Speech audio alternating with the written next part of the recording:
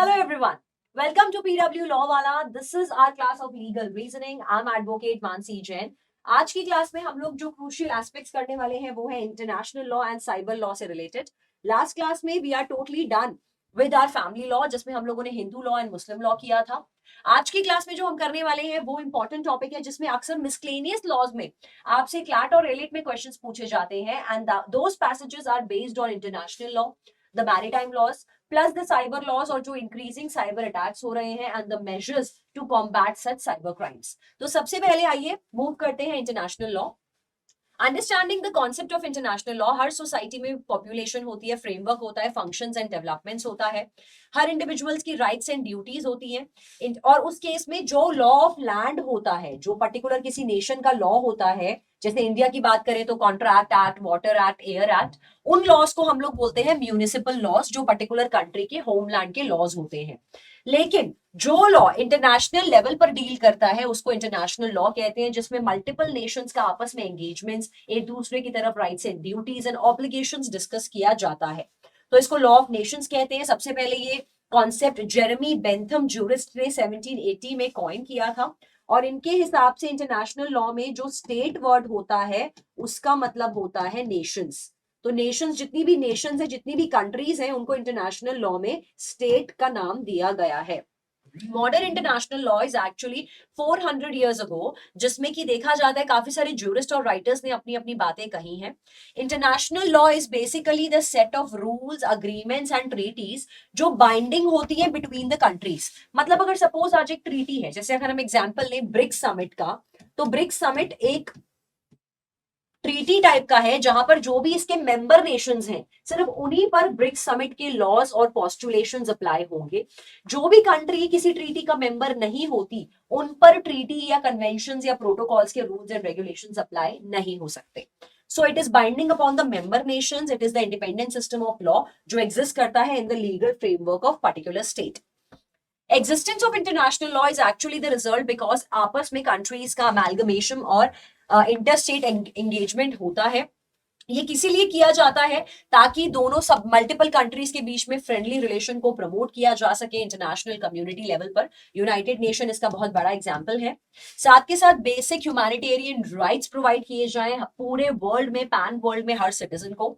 International problems को amicably solve किया जा सके between the parties. That is also the reason. Apart from that, to refrain from the state from using the threat or force or territory on other state to provide the rights for the self-determination of people. ताकि कोई भी एक nation जो अगर एक stronger position पे है, stronger footing पे है, वो अपनी पार्ट्स को आर्बिट्ररी यूज करके किसी और नेशन जो उनसे थोड़ा सा नेक्स्ट लेवल या थोड़ा डाउनवर्ड लेवल पर है उन पर अपनी पार्ट्स का मिसयूज ना करें, वहां पर इंटरनेशनल लॉ सपोर्ट करता है. पीसफुल मेथड्स को डिप्लॉय करना इंटरनेशनल डिप्यूट्स को सुलझाने के लिए, ये सब कुछ होता है the goal of international law. International law के सब्जेक्ट्स क्या क्या होते हैं, मतलब किस किस पर international law will be applied. तो इंटरनेशनल लॉ अप्लाई किया जाता है नेशंस पर फर्स्ट ऑफ ऑल, और जो नेशंस के इंडिविजुअल्स होते हैं, the citizens of the nations, the individuals of the nations, इन सभी पर इंटरनेशनल लॉ अप्लाई किया जा सकता है. नंबर वन, इंडिविजुअल्स होते हैं जो हर सिटीजन होते हैं अलग अलग नेशंस के, वो इसका मेंबर होते हैं.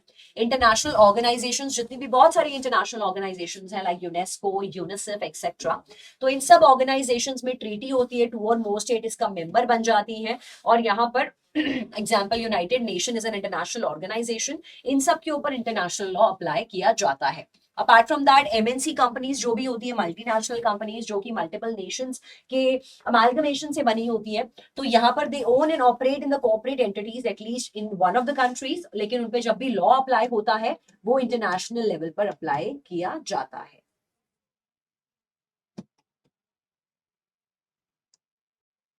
Just gentium, there are two branches of international law जिसको हम लेमन टर्म्स में बोलते हैं public international law and the second one is private international law. इसको यहाँ पे ऑथर अभी थोड़ा बहुत एक मैक्सिम के थ्रू बताना चाहता है. There are two maxims. Jus gentium उन लॉज का होता है जो लॉज ऑफ नेशंस होते हैं. फॉर एग्जाम्पल, दो सेट ऑफ रूल्स जो कि portions of law mutually governing the relationship between the two और मोर नेशंस.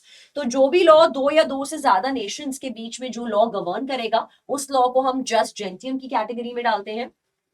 जो जस्ट इंटरजेंटीज लॉ होता है, that is the law between the people when the citizens belong to different nations. So for example, अगर आज एक business का contract हुआ है बिटवीन टू बिजनेसमैन, और एक बिजनेसमैन जो है वो लंदन रहता है और दूसरा बिजनेसमैन अगर इंडिया में रहता है, और वो किसी कॉन्ट्रैक्चुअल ऑब्लिगेशंस में जाते हैं, बट फ्यूचर में अगर उनको कोर्ट जाने की नौबत आती है, तो वहां पर private international law that is the jus inter gentes apply होगा इन सच केस। अगर दोनों इंडिविजुअल सेम कंट्री के मेंबर्स हैं तो ऑटोमेटिकली उस कंट्री के जो लॉज हैं वही अप्लाई होंगे, इंटरनेशनल लेवल तक जाने की जरूरत नहीं होगी। Sources of international law, sources का मतलब है कि एक्चुअली में इंटरनेशनल लॉ आता कहां से है। The first source is article 38 of ICJ statute. ICJ होता है आपका इंटरनेशनल कोर्ट ऑफ जस्टिस। तो इंटरनेशनल लेवल पर there are two courts basically. Number one is international court of justice, जो जनरली आपके सिविल मैटर्स में डील करता है, जिसको हम शॉर्ट में आईसीजे बोलते हैं। Next is your international criminal court, जिसको हम शॉर्ट में आईसीसी कहते हैं, और आईसीसी में हमेशा मोस्टली आपके क्रिमिनल नेचर के मैटर्स जाते हैं। अपार्ट फ्रॉम दैट जो कस्टमरी लॉज होते हैं लाइक जस्टिस, फेयरनेस, इक्विटी, जो हर मेंबर नेशन फॉलो करती आ रही है, वो भी एक सोर्स होता है इंटरनेशनल लॉ का। कन्वेंशंस का मतलब है जैसे ट्रीटीज, प्रोटोकॉल्स और conventions banana, for example Kyoto protocol, Montreal protocol. तो जो भी प्रोटोकॉल में जो भी रूल्स एंड रेगुलेशंस डिसाइड हो जाते हैं वो अल्टीमेटली इंटरनेशनल लॉ का सोर्स बन जाते हैं। Apart from that, some basic and general principles of international law. ये तो रहता है प्राइमरी सोर्सेस सारा। सेकेंडरी सोर्सेस की बात करें तो जुडिशियल डिसीजंस मतलब प्रोसीडेंस, कि अगर आईसीजे में कोई मैटर गया और कोई कोर्ट ने लैंडमार्क जजमेंट दिया है तो वो भी सर्व करेगा as a law for the future generations. Apart from that, अगर जो फेमस जूरिस्ट होते हैं उनकी कोई राइटिंग्स, बुक्स एंड टीचिंग्स होती हैं, that is also the source of international law. It is the most controversial question that has been debated on which jurist opinion hugely differ. तो एक व्यू ये कहता है कि international law is basically is the soft law. ये बहुत बार बोला जाता है या ये पूछा जाता है क्या इंटरनेशनल लॉ सच में एक लॉ है। इसको सॉफ्ट लॉ इसीलिए बोला जाता है क्योंकि इंटरनेशनल लॉ में अगर आप लॉ को फुलफिल नहीं कर रहे हो, you are not abiding the law, तो पनिशमेंट्स नहीं है। इसके पीछे रैशनल ये है कि अगर पनिशमेंट देनी है, सपोज कि लंदन ने कुछ बुरा किया है, रशिया ने कुछ बुरा किया है, या किसी कंट्री ने कुछ बुरा किया है, तो आप सजा किसको दोगे? वहां के मिनिस्टर्स को, वहां के सिटीजन्स को, वहां के किस जने को सजा दोगे? पूरी की पूरी कंट्री को सजा देना इज प्रैक्टिकली इम्पॉसिबल। तो इस केसेस में जनरली यहां पर होते हैं आपके सैंक्शंस। सैंक्शंस का मतलब ये होता है कि जो भी कंट्री रूल्स एंड रेगुलेशंस को फॉलो नहीं कर रही है उन पर सैंक्शंस जारी हो जाएंगे। मतलब अगर फ्यूचर में कोई भी ट्रीटी आएगी, कोई भी कन्वेंशन आएगा, या फ्यूचर में कोई भी हम लोग एक ल्यूक्रेटिव डील लेके आएंगे, तो इस केसेस में अगर उस कंट्री पर सैंक्शंस जारी हो चुके हैं तो उस कंट्री को बॉयकॉट कर दिया जाएगा, उस कंट्री को पर्टिकुलर ट्रीटी या सैंक्शन का पार्ट नहीं बनाया जाएगा। तो it's like a punishment but an indirect punishment, that is why these are called the sanctions. So they are generally backed by morality. तो अल्टीमेटली एक मॉरालिटी प्रिंसिपल ही होता है जो इंटरनेशनल लॉ में लोगों को लॉ को अबाइड करने के लिए कहता है। तो it is a true law but hence yet it's a soft law. There are two types as we have discussed. Number one is public international law. Number two is private international law. And the third is supranational law. Supranational law जैसे European union का है,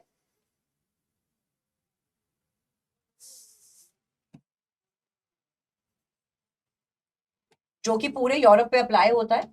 सुप्रा national law मतलब कि वहां पर अपने national law apply नहीं होंगे। सुप्रा नेशनल लॉ यूरोपियन यूनियन के, ईयू के सारे लॉज अप्लाई होते हैं यूरोप के नेशंस पर। Apart from that, public international law मतलब जब आप दो नेशंस के बीच में इंटरनेशनल लेवल पर डील कर रहे हैं। प्राइवेट इंटरनेशनल लॉ मतलब जब आप दो इंडिविजुअल्स के बीच में डील कर रहे हैं जो कि अलग अलग नेशंस को बिलोंग करते हैं। पब्लिक इंटरनेशनल लॉ का मतलब है रूल्स एंड रेगुलेशंस जो गवर्न करते हैं relation between the different states and international institutions, जितने भी इंटरनेशनल ऑर्गेनाइजेशंस होते हैं। यहाँ पर सारे रूल्स को स्टेट किया गया है regarding the environment, international businesses, ocean जिसको हम मैरीटाइम लॉ कहते हैं, and human rights. Public international law को अप्लाई किया जाता है यूनाइटेड नेशन और उसकी सारी ऑर्गेनाइजेशंस में, like world trade organisation, UNICEF, UNESCO and so on. Public international law के एस्पेक्ट्स क्या है? नंबर वन, कस्टम के थ्रू हमको ये लॉ मिलता है। जितने भी कस्टम्स अभी तक बनते चले आ रहे हैं, जो भी प्रथा बनती चली आ रही है, standard behaviour globally accepted as jus cogens, मतलब एक बेसिक स्टैंडर्ड बिहेवियर है जस्टिस लाना, फेयरनेस लाना, इक्विटी लाना, जो कि जस्ट कोजेंस में आएगा, मतलब सारे ही नेशंस उसको वाइडली अप्लाई करते हैं। लीगल कोड्स मतलब जो ट्रीटीज के थ्रू आता है, जो कन्वेंशंस के थ्रू आता है, वो भी आपका पब्लिक इंटरनेशनल लॉ का ही पार्ट आएगा। For example, a famous example is Kyoto protocol, जिसको क्लाइमेट अग्रीमेंट भी बोला जाता है, जो क्लाइमेट को कंट्रोल करने में और एनवायरमेंट को प्रिजर्व करने के लिए ये प्रोटोकॉल बनाया गया था। और इस प्रोटोकॉल का एम था कि green house gases GHG emissions को कंट्रोल में लेके आना है, एनवायरमेंट को प्रोटेक्ट करने के लिए।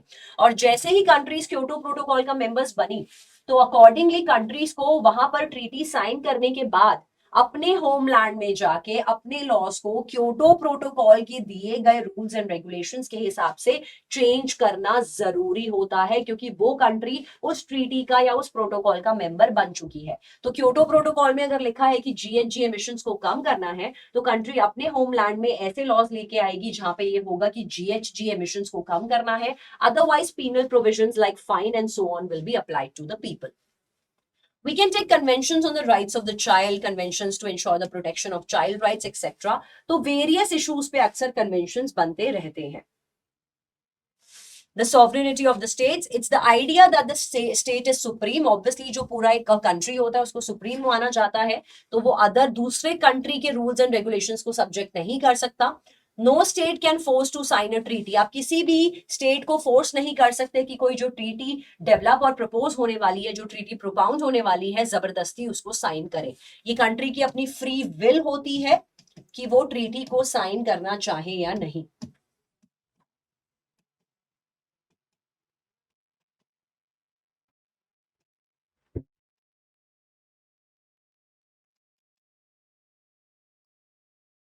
प्राइवेट इंटरनेशनल लॉ को कॉन्फ्लिक्ट ऑफ लॉज जैसा भी बोला जाता है, फ्रेज जो सबसे पहले ऑलरिच ह्यूबर ने यूज किया अपनी बुक में डी कॉन्फ्लिक्टू लीगम में।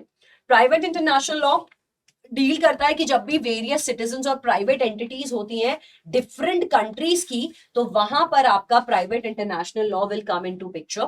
फॉर एग्जांपल, अगर एक अमेरिका का आदमी है और इंडियन वुमन है, इन दोनों की शादी हो जाती है और अब ये लोग लॉस एंजल्स में रह रहे हैं, तो इन केस अगर उनको डिवोर्स चाहिए, तो यहां पर प्राइवेट इंटरनेशनल लॉ अप्लाई होगा और ये देखा जाएगा कि either they will go to US courts और they will go to Indian courts to get the divorce. तो प्राइवेट इंटरनेशनल लॉ इस तरीके से वर्क करता है। सेम वर्क करेगा आपके बिजनेस लेवल पर, ये तो मैट्रिमोनियल रिलेशन का एग्जांपल है। अगर बिजनेस कॉन्ट्रैक्चुअल रिलेशंस है, क्योंकि वाइड स्प्रेड ग्लोबलाइजेशन की वजह से हमने देखा है कि ट्रेड कितना ज्यादा फ्लरिश कर चुका है, import export are these things are so common, तो इनको गवर्न करने के लिए कोई ना कोई लॉ होना मैंडेटरी है, और वहां पर private international law will help us out. तो ये डील करता है द बिजनेस एक्टिविटीज से जो वेरियस कंट्रीज में होती है, वेरियस ऑर्गेनाइजेशंस के बीच में होती है, और वहां पर जितने भी प्राइवेट इंटरनेशनल लॉ के रूल्स हैं वो अप्लाई किए जाते हैं। सोर्सेज ऑफ इंटरनेशनल लॉ, तो जैसा अभी हमने पढ़ा कि सोर्सेज क्या क्या होते हैं इंटरनेशनल लॉ के। इंटरनेशनल लॉ के सोर्सेज हैं ट्रीटीज, कन्वेंशंस जिसमें अल्टीमेटली मेंबर नेशंस एंटर करते हैं, एंड अग्रीमेंट। मेजर सोर्सेज आपके कन्वेंशनल सोर्सेज होते हैं, जैसा मैंने कहा कन्वेंशंस एंड ट्रीटीज, और इनको primary sources and secondary sources में क्लासिफाई किया गया है। What is UN clause? UN clauses या मैरीटाइम लॉ के लिए ऑर्गेनाइजेशन का डेवलप हुआ। मैरीटाइम लॉ का मतलब है द लॉ ऑफ द सी। सबको पता है कि जो सी का स्पेस है वो वेरियस कंट्रीज के शिप्स यूज कर सकते हैं for the voyages, for the economic activities, for extracting the resources from the sea bed and the resources of the marine resources that are available to people. तो इनको भी govern करने के लिए there was a requirement of one organization जो सारा सी का law देखे, जिसको मैरीटाइम लॉ भी बोला जाता है। तो उस ऑर्गेनाइजेशन का नाम है UN क्लॉज। ये स्टैंड करता है United Nation convention for law of sea. यहाँ पर इसको लॉ ऑफ सी भी बोला जाता है। एक इंटरनेशनल अग्रीमेंट है जहां पर रूल्स एंड गाइडलाइंस एस्टैब्लिश करे गए हैं कि ओशंस एंड सीज के बीच में आपको किस तरीके से कंजर्वेशन रखनी है, साथ साथ अपनी इकोनॉमिक एक्टिविटी प्रमोट करनी है, एंड लिविंग बीइंग्स का प्रमोशन एंड प्रिजर्वेशन भी रिक्वायर्ड है। इस ट्रीटी को साइन किया गया 10 दिसंबर 1982 में in Montego bay.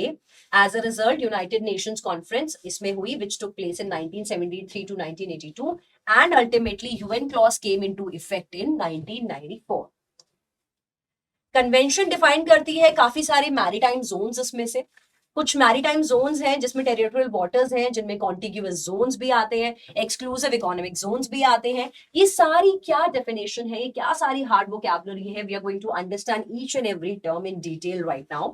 Continental shelf क्या होगा, इंटरनेशनल सी बेड एरिया क्या होगा, एक्सक्लूसिव इकोनॉमिक जोन क्या होगा। एक्सक्लूसिव इकोनॉमिक जोन एक ऐसा जोन होता है जो दो कंट्रीज या मल्टीपल कंट्रीज अपने इकोनॉमिक पर्पस के लिए यूज कर सकती हैं, ओशन से अपनी इकोनॉमिक एक्टिविटीज जनरेट करना, like fishing, extracting the mineral resources, mining under the sea, etcetera. It is currently dominant in the law of sea. There is no limit or boundary in the set of commercial or marine businesses in these international waters. India का अगर position देखें हम in the context of law of sea, it is generally governed by the Article 297 of Indian Constitution, that is laws on the water and continental shelf, exclusive economic zone and maritime zone. Maritime zone law होता क्या है? Official definition for maritime zone law is Indian sovereignty over the waters and seabed as well as land and airspace above those waters. मतलब India का total sovereignty रहेगा, total control रहेगा पानी पर जो इंडिया के आसपास है, प्लस उसके ऊपर का जो स्पेस एरिया है, जो स्काई एरिया है पानी के ऊपर का, वो सारा इंडियन स्पेस में माना जाएगा। तो ये बाउंड्री कहां तक मानी जाती है? Up to the 12 nautical miles from the sea shore. अगर सपोज इंडिया का ये आप साउथ का पार्ट है, तो यहां से लेकर जितना भी एरिया है 12 नॉटिकल माइल्स तक का, वो ओशन एरिया इंडिया का माना जाएगा from the closest point two the base line. This is called the base line of India. For example, this is the base line of the south India. All foreign vessels have the right pass, that is the innocent passage through territorial waters. Contiguous zone क्या होता है exactly? Let's understand the meaning of contiguous zone. Contiguous zone is the part of the sea that is outside and adjacent to the territorial waters of the coastal country. तो suppose अगर India की ही बात करें, तो अगर इस तरीके से इंडिया का मैप है और यहाँ पर इंडिया की बेस लाइन है, तो यहाँ पर टेरिटोरियल वाटर्स, ये सारे इंडिया के ही वाटर्स हैं, Indian ocean and all that. तो यहाँ तक अगर यहाँ से हम लोग बात करें, that area extends adjacent to the territorial waters, तो ये वाला सारा एरिया जो इंडिया के टेरिटोरियल वाटर्स के आसपास का एरिया है, इसको हम कॉन्टिग्यूअस जोन के नाम से जानते हैं. This is not the object of subsidiary, but it's a coastal country exercise the jurisdictional rights. Concept of adjacent zone develops because countries cannot effectively protect all the interest. 1982 में एक convention का establish हुआ जिसने एक नया concept निकाला, exclusive economic zone, जो कि आपके कॉन्टिग्यूअस जोन को कवर करता हुआ होगा, मतलब इसको एनकम्पास साथ ही में कर लेगा. ये पूरा जो एरिया हो जाता है ये आपका एक्सक्लूसिव इकोनॉमिक जोन के कैटेगरी में जाएगा. आर्टिकल 33 जो है आपका 1982 कन्वेंशन का, उसके हिसाब से contiguous zone must not be more than 24 nautical miles. तो मतलब कॉन्टिग्यूअस जोन का अगर हम पैरामीटर एरिया देखें तो it is up to 24 nautical miles तक का जो एरिया होता है वो कंट्री का इकोनॉमिक जोन में आता है, एक्सक्लूसिव इकोनॉमिक जोन में आएगा, सॉरी कॉन्टिग्यूअस जोन में आएगा, from the baseline where the territorial sea area is measured. Thus, contiguous area is 12 nautical miles from the territorial waters. India की क्या पोजीशन है अपने कॉन्टिग्यूअस जोन में? इंडिया ने क्लेम किया है contiguous zone to the extent of 24 nautical miles, जो कि एक्चुअली स्टैंडर्ड्स हैं, by enacting the maritime zones act 1976. तो मैरीटाइम जोन्स एक्ट के हिसाब से जो इंडिया का कॉन्टिग्यूअस जोन है वो बेस लाइन से अप टू 24 नॉटिकल माइल्स तक एक्सटेंड करेगा, जहां पर इंडिया अपनी कोई भी activity related to maritime laws को कर सकती है. Understanding the continental shelf. Continental shelf is according to W Friedman. Continental shelf वो होता है जो जोन होता है around the continent that extends from a low water line to the depth and usually mark towards the greater depth. तो मतलब continental shelf ये होता है, फॉर एग्जाम्पल यहाँ पर आपका बीच खत्म हुआ, लेकिन ये लैंड अंदर तक जा रहा है यहां से, और लेकिन जो पानी का एरिया है, जो सी का एरिया है, वो यहां से शुरू हो चुका है, यहां से सारा वाटर एरिया शुरू हो चुका है. तो कॉन्टिनेंटल शेल्फ मतलब ये सारा एरिया आपका कॉन्टिनेंटल शेल्फ के एरिया में जाएगा, चाहे बेशक ये बीनीथ द वाटर ही क्यों ना हो. This whole area will be the continental shelf. Waterline depth to the usually marked towards the greater depth. Commonly referred to continental shelf is like a sloping pattern. जैसे मैंने कहा inclination sloping pattern है जो continent का part होता है लेकिन water से covered होता है. तो ये पार्ट सबमर्ज हो जाता है पानी में, तो सी बेड जो होता है इसमें आपका पूरा जो सी बेड है वो सारा कवर होगा कॉन्टिनेंटल शेल्फ में. Extension of this is up to usually extends up to 200 meters from the baseline. Coastal countries have limited sovereignty on the continental shelf to explore and use the natural resources. तो यहाँ पर आप इन continental shelf में natural resources को extract कर सकते हो for the economic activities that is allowed to all the member nations. India की क्या पोजीशन है regarding its own continental shelf? तो मैरीटाइम जोन एक्ट में ये क्लियरली मेंशन है कि इंडिया का जो पोजीशन है कॉन्टिनेंटल शेल्फ में वो है up to 200 nautical miles from the land. तो अगर इंडिया का लैंड यहाँ पे खत्म होता है और ये बेड अपना सी बेड अपना जाता जा रहा है आगे तक और यहां से सारा वाटर एरिया शुरू हो गया है, ये सारा सी एरिया शुरू हो गया है, तो यहाँ पे जो एरिया है अप टू 200 नॉटिकल माइल्स का जो एरिया है वो इंडिया के कॉन्टिनेंटल शेल्फ के जोन में आएगा और इंडिया के राइट्स एंड ऑब्लिगेशंस है लाइक अदर नेशंस और प्लस इंटरनेशनल कन्वेंशंस के हिसाब से कि इंडिया की गवर्नमेंट डिक्लेयर करेगी अपना continental shelf and they can use and extract the resources from the area of continental shelf.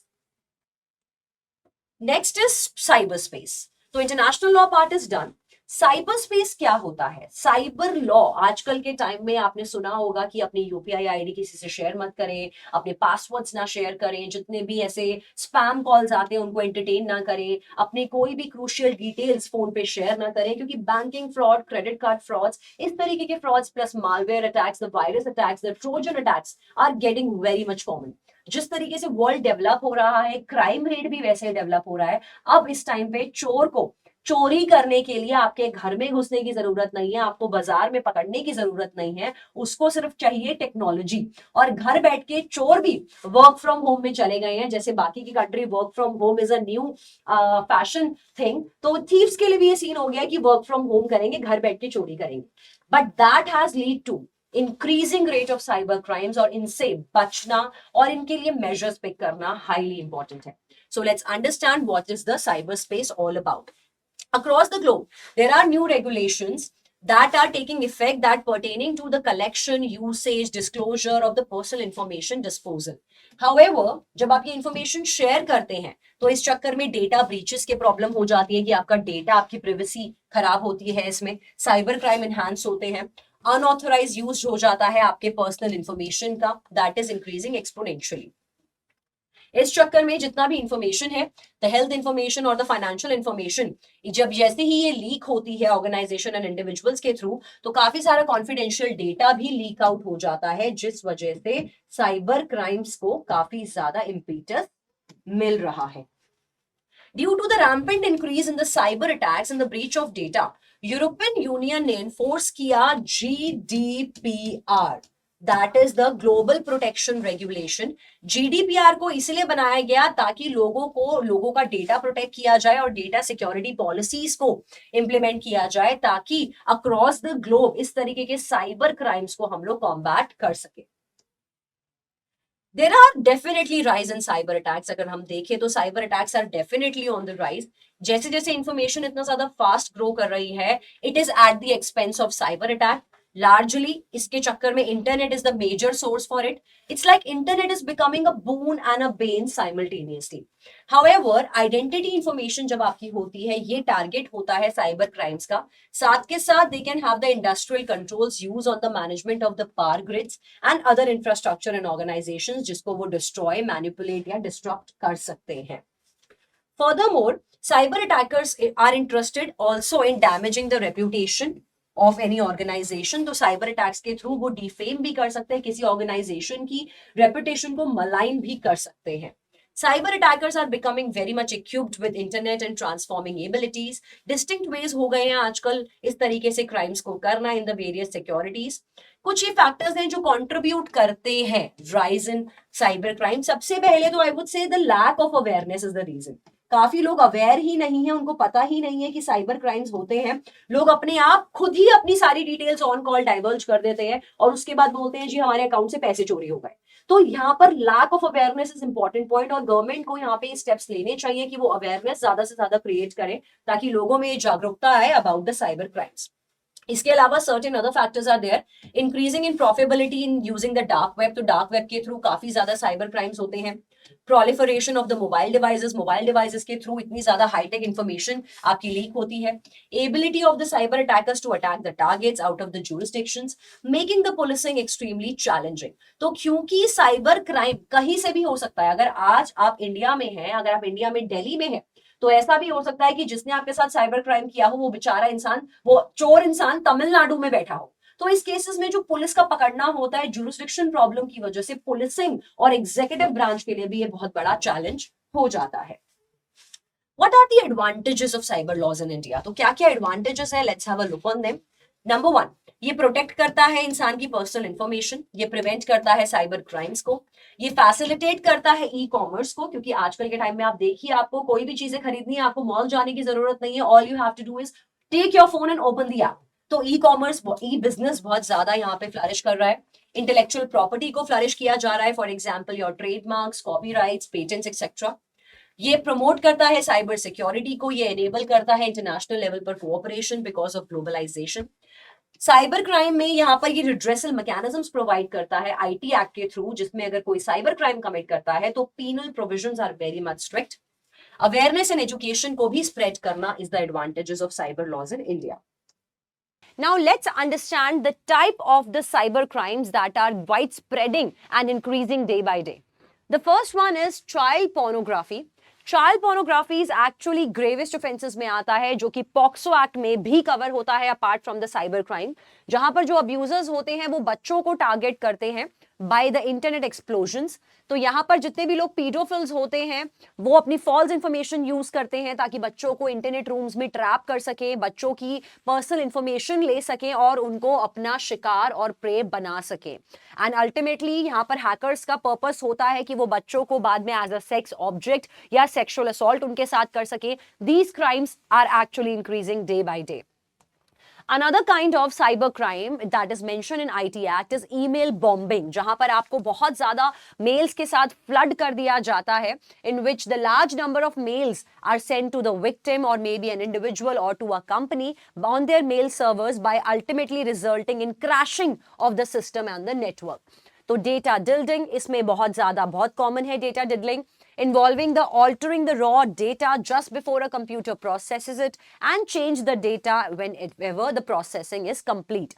सलामी अटैक्स भी बहुत ज्यादा कॉमन है, जहां पे फाइनेंशियल क्राइम्स होते हैं, फाइनेंशियल लॉसेस होते हैं कंपनीज को whenever the salami attacks are being implemented by the crimes.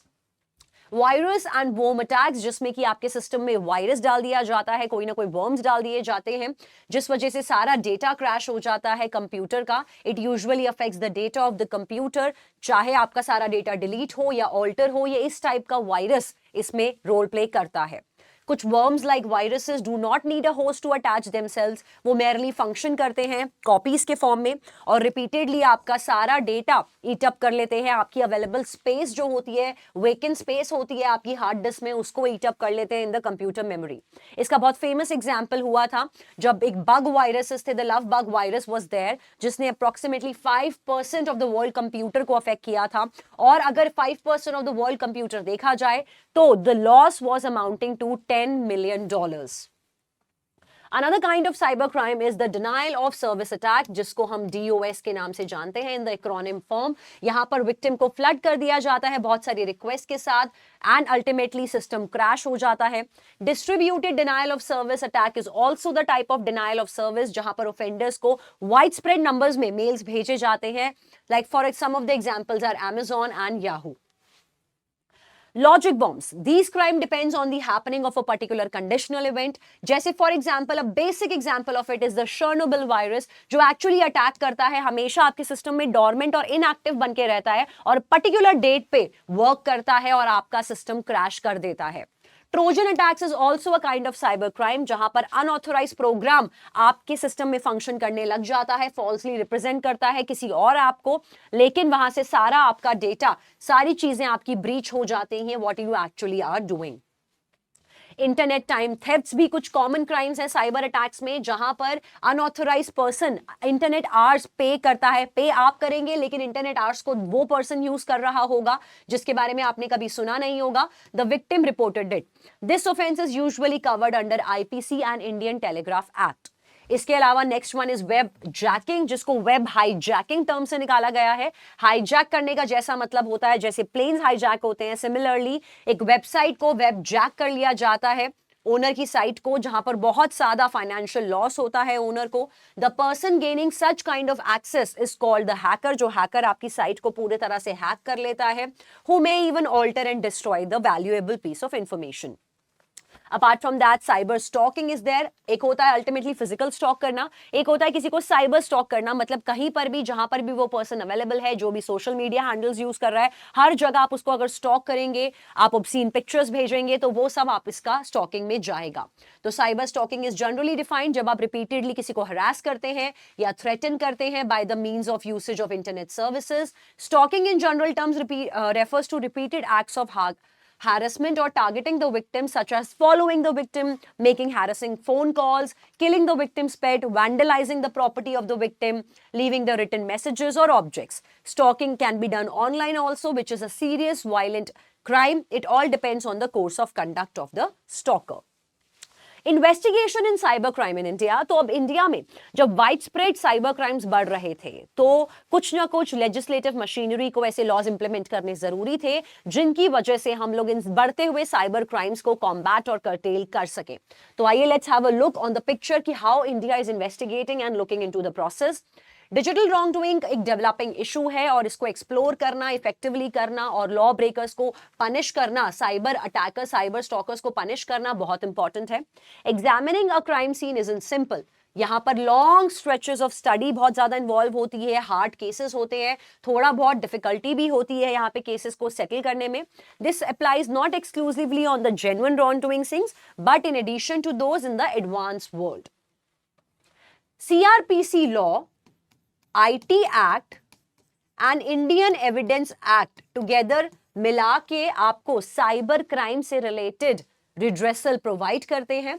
तो यहां पर इन्वेस्टिगेशन प्रोसीजर मेंशन है, लॉ इंप्लीमेंट करता है बाय द ऑफिसर्स, जहां पे फंडामेंटल गाइडलाइंस मेंशन है, प्रोसीजरल व्यू पॉइंट मेंशन है कि किस तरह का से इन्वेस्टिगेशन और इंडाइसमेंट होगा रॉन्ग डूइंग्स का.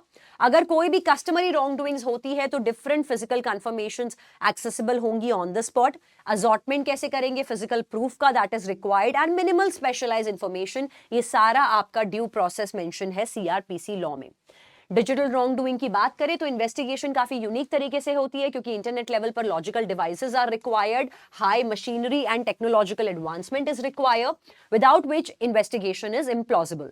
इंडियन लेजिटिमेट फ्रेमवर्क प्रेजेंट करता है यूनिक अरेंजमेंट जहां पर हमारी इंफॉर्मेशन IT एक्ट 2000 ने ये रिस्पॉन्सिबिलिटी रखी है कि वो करेक्ट करेंगे सारे अरेंजमेंट्स को, including CRPC laws and Indian evidence act. Alongside this, specific new guidelines को बनाया गया है इंडियन लॉ फ्रेमवर्क में ताकि जितने भी बढ़ते हुए डिजिटल क्राइम्स हो रहे हैं उनको कंट्रोल किया जा सके. That is the utmost importance. Cyber crime काफी मैसिव पेस पे ग्रो हो रहे हैं in the post demonetization era. If India really aspires to be successful in the digital cashless economy, जैसे हम जानते हैं हमारी इकोनॉमी आजकल कैशलेस हो चुकी है, everything is on the online format, आपको सिर्फ अपना फोन चाहिए to make the online payments and everything. तो कैशलेस इकोनॉमी हो रही है, लेकिन इसके साथ साथ साइबर क्राइम्स का रेट काफी बढ़ता जा रहा है. तो इसको साथ साथ कॉम्बैट करने के लिए, इस डेवलपमेंट को, साइबर अटैकर्स को कर्ब करना बहुत जरूरी है. Cyber crimes must be curtailed. Our nation has dealt with less than 100 cyber-related convictions in more than 14 years.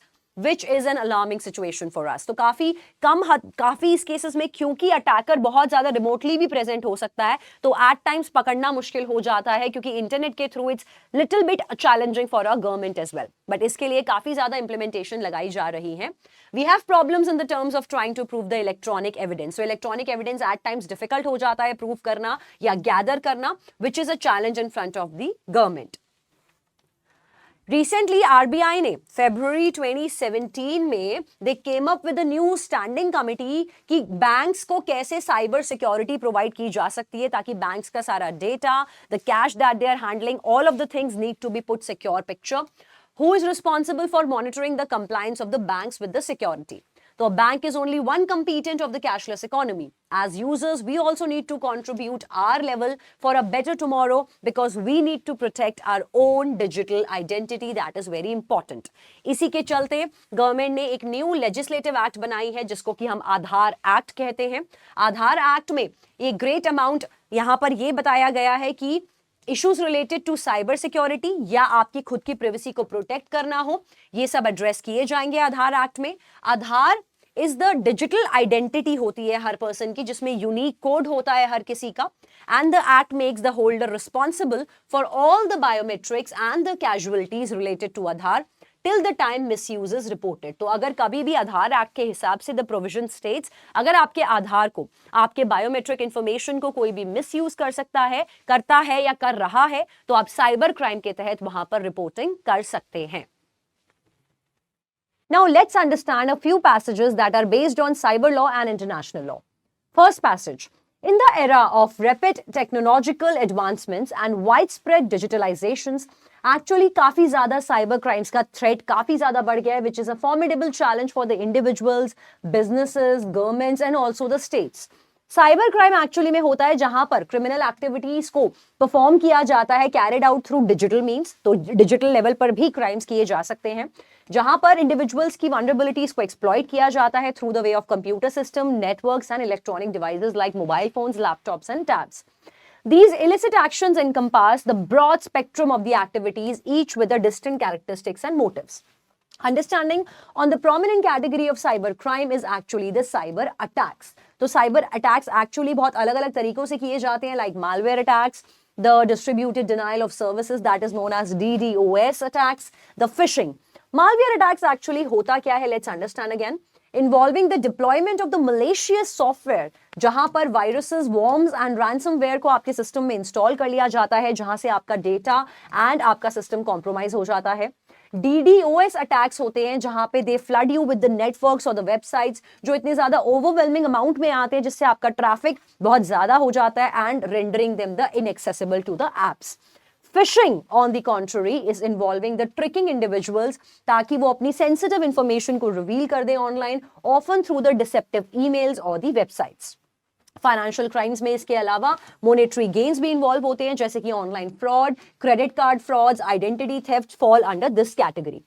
Criminals actually exploit करते हैं सारे weak points in the online transactions and payment systems. जैसे कहा जाता है कि UPI सिस्टम आजकल काफी ज्यादा हो चुका है, तो वहां पर you'll have to be actually very much beware कि आपके साथ कोई साइबर क्राइम ना कर दे, कोई आपकी UPI डिटेल्स लेके आपके बैंक अकाउंट से पैसे ना निकाल ले.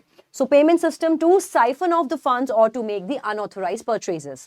Identity theft में included होता है कि आपकी personal information को चुराया जाता है to impersonate the victims ताकि आपके बैंक से अकाउंट से पैसे निकाल लिए जाएं, potentially causing the financial and reputational damages also. The realm of cybercrime also encompasses the attacks on the privacy and also the personal data of the individual. This data breaches involve the unauthorized accesses to the databases containing the personal or the confidential piece of information. जितना भी सारा stolen data है उसको misuse किया जाता है blackmailing में, financial frauds करने में, and that data is also sold on the dark web. As society becomes more data driven, protecting the personal information has become a critical concern. State sponsored भी cyber crimes होते हैं जहां पर nation states and state affiliated entities actually espionage करती हैं like a spy system, जहां पर वो सिस्टम इंस्टॉल करके कंट्री की strategic information, army related information को भी चुरा सकते हैं और कंट्री की जितनी भी सिक्योरिटी है वो कॉम्प्रोमाइज होने के चांसेस होते हैं. That disturbs the critical infrastructure. Nation states may engage in cyber espionage to gather the sensitive information to gain a strategic advantage.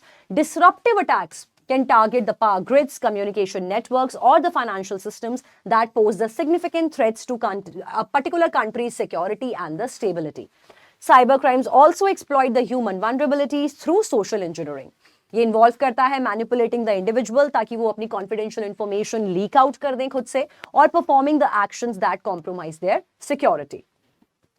In response to the escalating threats of cyber crimes, government and organizations काफी preemptive measures and काफी ज्यादा solutions की तरफ जा रहे हैं ताकि cyber security measures लिए जा सकें.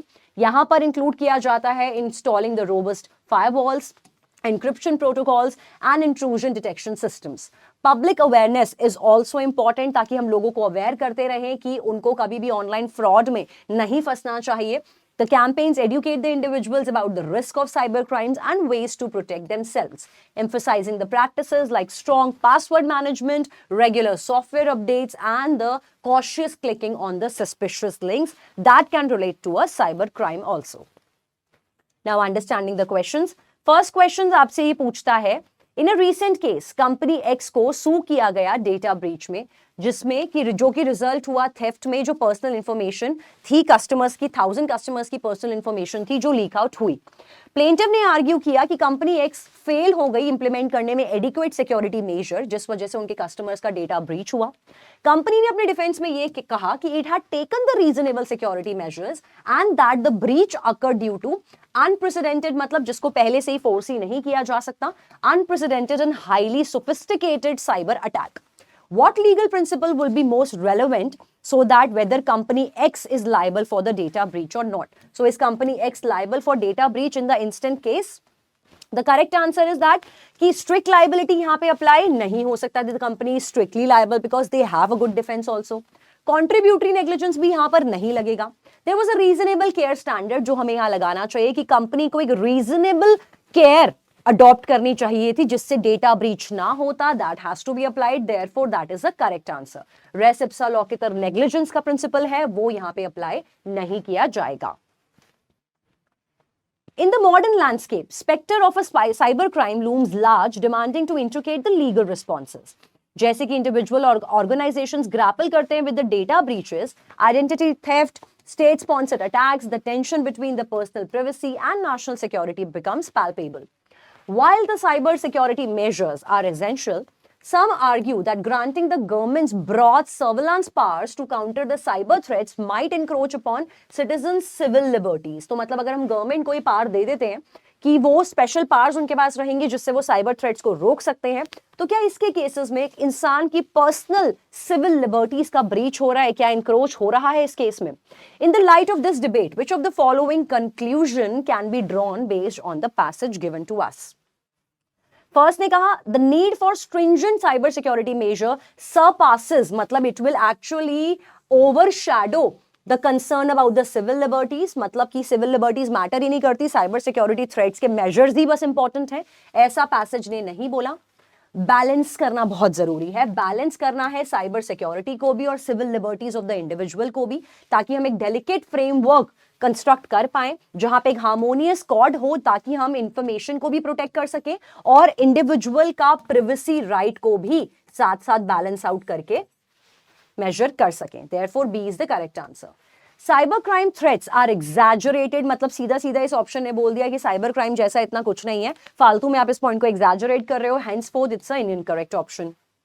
गवर्नमेंट की ड्यूटी है to ensure a national security, it will always take a precedence, मतलब it will always take a prominent position over any potential violations, मतलब कोई भी पोटेंशियल वायलेशन गवर्नमेंट अगर कर रही है वो होने देना है क्योंकि गवर्नमेंट का नेशनल सिक्योरिटी प्रिंसिपल सबसे ज्यादा अटमोस्ट इंपॉर्टेंट है. पैसेज ने ये बात नहीं कही, therefore an incorrect option choice. Third ने कहा in the digital age cyber crime prominence has spurred intense debate over the boundaries of the surveillance and the personal freedom. Again while government argue करती है कि हमें surveillance को expand करना है, capabilities को एक्सपैंड करना है क्योंकि ये बहुत इंपॉर्टेंट है फॉर द नेशनल सिक्योरिटी, साथ साथ जो लोग लेकिन प्रिवेसी को एडवोकेट करते हैं, जो कहते हैं इंडिविजुअल सिटीजंस की प्रिवेसी भी मैटर करती है, वो ये करते हैं कि stress on the safeguarding on the individual liberties. तो किस तरीके से बैलेंस स्ट्राइक कर सकते हैं between the cyber security measures and also protecting the data of the individuals is paramount as citizens and nations navigate the treacherous waters of the virtual world. Given the information in the passage, which of the following statement can be inferred? तो आपसे यहाँ पे author ने पूछा है कि passage के हिसाब से कौन सी इन्फरेंस आप डिड्यूस यहाँ पर कर सकते हैं. फर्स्ट ने कहा privacy concerns should always take precedence, मतलब साइबर सिक्योरिटी मेजर्स मैटर नहीं करते, प्रिवेसी सबसे ज्यादा मैटर करती है, ऐसा ऑथर ने नहीं कहा.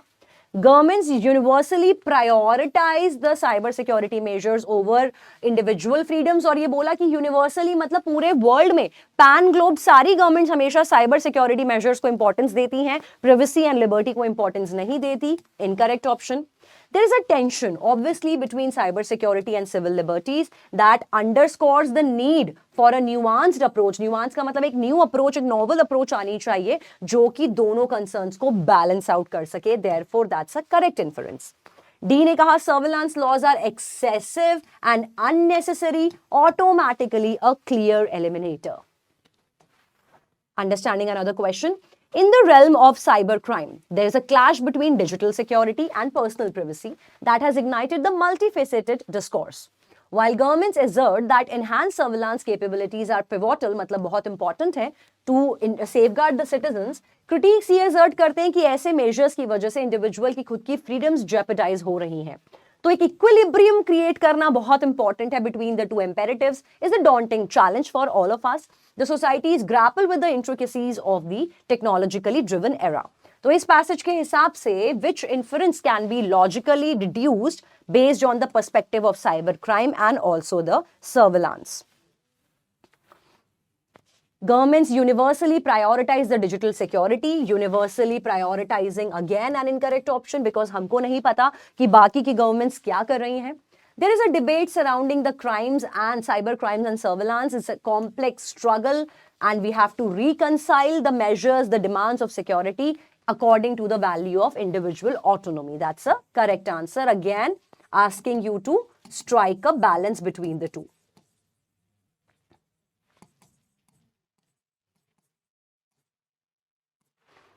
Critiques of surveillance are excessively paranoid about cyber threats. मतलब वो लोग ऑटोमेटिकली ज्यादा ही पैरानॉइड है कि साइबर थ्रेट हो जाएंगे. तो ये पैरानॉइड नहीं है, ये रियलिटी है. तो ये इनकरेक्ट ऑप्शन है.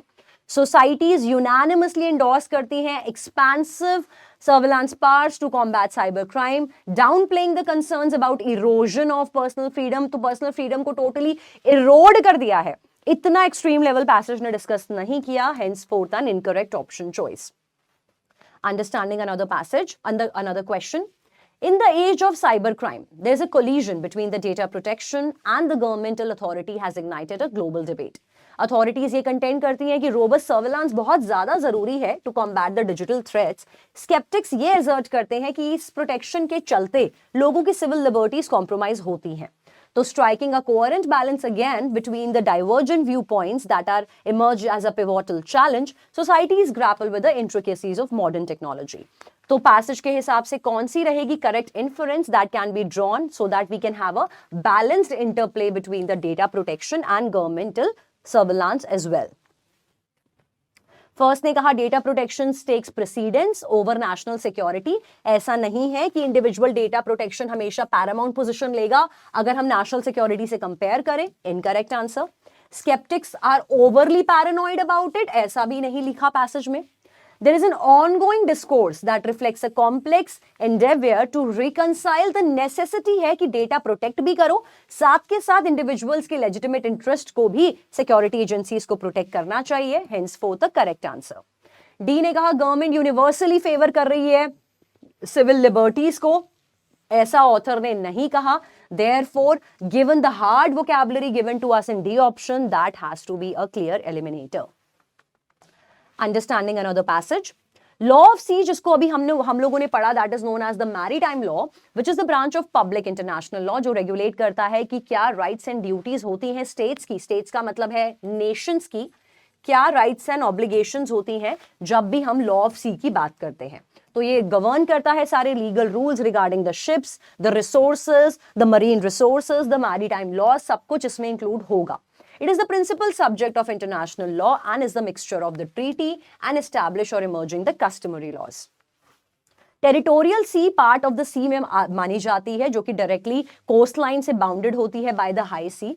Article 2 of the Geneva convention on the territorial sea and UN clause का आर्टिकल 3 दोनों ये एक्सप्रेस करते हैं कि स्टेट्स को एक्सरसाइज करनी चाहिए सॉवरेनिटी ओवर दिस जोन, मतलब उनका खुद का ये जोन माना जाता है even if the water is there, subject to the provision of respective conventions और ट्रीटीज के हिसाब से उतना सी वाटर उनका माना जाता है, सॉवरेनिटी डिक्लेयर करना जरूरी है। This was intended to highlight the limitation upon the sovereignty in this area set out in the convention are non-exhaustive. Territorial C form करती है एक अनडिनाइबल पार्ट हर लैंड के टेरिटरी का। टेरिटोरियल सी का मतलब है जहां पर कोस्ट लाइन खत्म होती है उसके बाद जितना भी सी पार्ट है, क्या वो पर्टिकुलर कंट्री के एरिया में कवर होगा, for which is to be bound as a cession of land which will automatically include any band of territorial waters. The width of territorial sea up to which the states can exercise the sovereignty has been subjected to a long historical development, क्योंकि सबसे पहले cannon short rule माना जाता था, जहां पे ये बोला जाता था कि शोर बेस्ड आर्टिलरी में approximately 3 to 4 nautical miles include होगा as per the Scandinavian principles in the history। तो ये एक ऑथर ने बताया कि ये था हिस्टोरिकल कॉन्सेप्ट, जिसको अब चेंज कर दिया गया है as per the UNCLOS laws. तो हिस्टोरिकल कॉन्सेप्ट था, लेकिन अब है limit to exercise jurisdiction over the territorial sea after the first world war and article 3 of 82 convention. However states that states का राइट होता है कि establishing the breadth of territorial sea up to the 12 nautical miles तक का जो area होता है सी का, वहां पर एक स्टेट सॉवरेनिटी क्लेम कर सकती है, अपने एरिया में इसको इंक्लूड कर सकती है from the base line. Base line का मतलब है जो आपकी कोस्टल लाइन होती है। कॉन्टिग्यूअस जोन इसी में फॉल करता है। कॉन्टिग्यूअस जोन वो पार्ट होता है सी का जो लोकेटेड होता है beyond the territorial waters of coastal lines. Development of this zone arose due to the need of the state to strengthen the regulation over the territorial sea. Again contiguous zone आपका 12 nautical miles तक extend होता है from the territorial sea, which is object to his zone only for certain purposes as provided in article 24 of the convention। जैसे कि to prevent the infringement, कि अगर कोई custom यहाँ पे रहे तो उसका infringement वायलेशन रोकना है, इमिग्रेशन लॉज देखने हैं, sanitary laws of the coastal state देखना है, कंजर्व करने हैं fishing stocks in the particular area, और to enable the coastal states to have exclusive or the principal rights to the resources of the proclaimed contiguous zone. Exclusive economic zone arose due to the controversy regarding the fishing zones। तो lack of regulation थी यहाँ पर, limits regarding the fishing zone। states को यहाँ पर लगा कि ये क्लेम करना जरूरी है कि किसका किसका कितना कितना वाटर है, कौन से वाटर तक कौन सी कंट्री के लोग फिशिंग कर सकते हैं। That began to claim in the wide depth under this zone। There was a famous case of Tunisia versus Libya, जहां पे कोर्ट ने ये बताया कि the concept of economic exclusive economic zone can be associated as a part of the customary international law। Article 55 of UNCLOS describe करता है extension of this zone, economic zone, up to 200 nautical miles तक का जो भी area होता है वो particular country का एक्सक्लूसिव इकोनॉमिक जोन में आएगा from the breadth of the territorial sea. मतलब वहां पर जो भी इकोनॉमिक एक्टिविटीज हैं लाइक मैरीटाइम रिसोर्सेज को एक्सट्रैक्ट करना, फिशिंग करना, या जो भी चीजें वहां पर रिलेटेड है इकोनॉमिक वाइज, वो कंट्री वहां पर अप टू 200 नॉटिकल माइल्स तक कर सकती है। Understanding the questions now. What is the primary subject of international law discussed in the passage? तो कौन से सब्जेक्ट को यहाँ डिस्कस किया है? क्या हमें स्पेस लॉ के बारे में डिस्कशन किया गया है? नो। मैरीटाइम लॉ को डिस्कस किया गया है? Yes. Environmental law? No. And constitutional law again a eliminator. According to the passage, what is the purpose of contiguous zone? तो contiguous zone का purpose क्या है? क्यों contiguous zone की boundaries को demarcate किया है author ने यहाँ पर? To establish the exclusive aim and space rights, तो space की वजह से ये elimination में जाएगा। हमें infringement और violation को protect करना है, customs, immigration and sanitary laws को लेके। A clear answer that was mentioned in the passage. To regulate the recreational activities, author ने recreational activities के बारे में कोई जिक्र नहीं किया है। अनलिमिटेड सॉवरेनिटी के बारे में भी ऑथर ने जिक्र नहीं किया, क्योंकि यहां पर सॉवरेनिटी कहां तक एक्सटेंड होगी, उसके माइल्स एंड नॉटिकल माइल्स सब कुछ मेंशन है। Therefore B has to be the correct answer choice. How does UNCLOS describe the development of width requirement of territorial sea? तो जो विड्थ रिक्वायरमेंट है उसके लिए यूएन क्लॉज का convention क्या कहता है? तो वो ये कहता है it remain constant to 3 miles, no, because ये हिस्टोरियन स्कैंडिनेवियन एरा में था जिसको चेंज करके 12 नॉटिकल माइल्स कर दिया गया है। इसको कैनन शॉट रूल से इवॉल्व किया गया है, no, it evolved from a 3-mile rule to 12 nautical mile rule. Therefore, C is the correct answer choice. It evolved from a 4-mile rule to 12-mile rule. It is also an incorrect answer choice. Why did exclusive economic zone emerge? किस लिए ये emerge हुआ? As mentioned in the passage. What was the purpose of emerging the exclusive economic zone as per the passage? Due to historical land cessions. तो land की बात नहीं हो रही है, ये sea की बात हो रही है. Therefore, this option has to be banished out. Due to the maritime dispute, author ने disputes के बारे में भी discuss नहीं किया है.